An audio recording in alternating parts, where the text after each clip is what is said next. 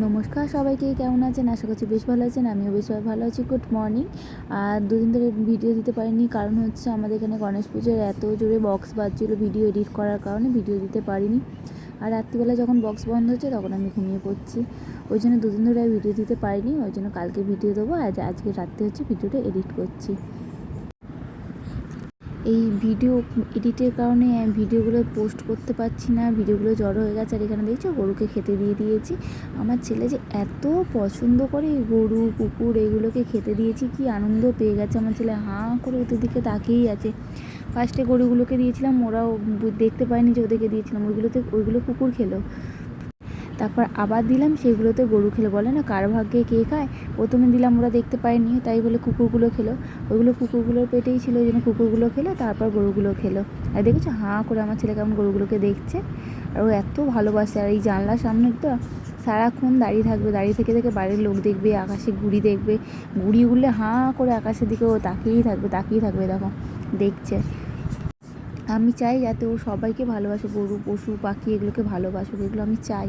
আর আমি মা, ওকে আমি যেমনটা ছোটো থেকে শেখাবো, কিন্তু বড় হয়ে সেটাই সে শিখবে। এখন হচ্ছে নরম মাটি, ওকে আমি যেমন করে তৈরি করব কিন্তু তেমনভাবেই তৈরি হবে। আমি যদি ওকে ঠিক করে তৈরি করি ও ঠিক মতো মানুষ হবে, আমি যদি খারাপভাবে ওকে তৈরি করি খারাপভাবে মানুষ হবে। ওকে আমি যেমনভাবে করবো তেমনভাবে কিন্তু মানুষ হবে। আমি যে ছোটো থেকেই গরু ছাগল তো আমাদের এখানে, সরি এটা ভুল বললাম, গরু কুকুর বিড়াল এগুলো থেকেও দূরে রাখি, কিন্তু বড় হয়ে ওদের থেকে দূরেই কিন্তু থাকবে। ওদেরকে কিন্তু তখন ও আর ভালোবাসবে না, তখন ওদেরকে কিন্তু সবসময় তাড়িয়ে দেবে। আর ছোটো থেকে যদি আমি ওকে এরকম করে শেখাই, ও কিন্তু সবাইকে ভালোবাসবে। আর এগুলো করা উচিত আমার মনে হয়। ওরা তো অবলা জীব, ওরা তো কিছু বলতেও পারে না, কি ওরা তো একটু খাবার জন্যই আসে। সবাই কেন ওদেরকে তাড়িয়ে দেয় আমি বুঝি না। একটু খেতে দিলে কি হয়েছে, যদি ওদেরকে মারে না, কেউ যদি তাড়িয়ে দেয় না, আমার খুব রাগ হয়। হয়তো আমি কিছু বলতে পারি না, কিন্তু আমার খুব রাগ হয়। আমি ভাবি কেন রে বাবা, মাঝে মাঝে কুকুরগুলোকে যখন মারে না, আমার খুব রাগ হয়। আমি ভাবি এরকম কেউ মারে, ওরা অবলা জীব, ওরা বলতে পারে না বলে এরকম মারে, মনে মনে তখন আমার না প্রচণ্ড রাগ হয়। কি করব, কিছু বলতে পারি না। আজ তোমাদের সাথে একটা কথা শেয়ার করি। আমার ছেলেকে নিয়ে। আমার ছেলে যখন এক মাস কমপ্লিট হয়নি, মানে কিছুদিন বাড়ি এসেছি, তার কিছুদিন পর জানেন তো আমার ছেলে গলায় না দুধ আটকে গিয়েছিলো। সেটা না আমরা বুঝতে পারছিলাম না যে কেন আমার ছেলে এরকম করছে।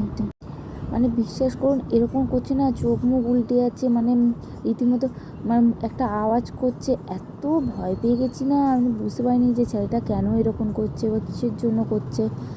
আর যখন ও ব্রেস্টফিড করেছে না, তারপরে কিন্তু ভালোই ছিল আমার সাথে, একটু মানে তখন একটু একা একা হাসছিল, ছোট্ট বাচ্চা যা করে, একা একা হাত পা নাড়ছিল।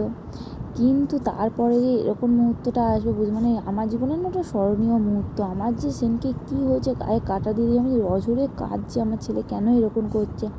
একটা মায়ের মন তো আপনারা বুঝতেই পারছেন, তখন আমার মায়ের কাছে ছিল, আমার মাও কাঁদছে, আমিও কাঁদছি, আমি বুঝতে পারছি না কেন আমার ছেলে এরকম করছে।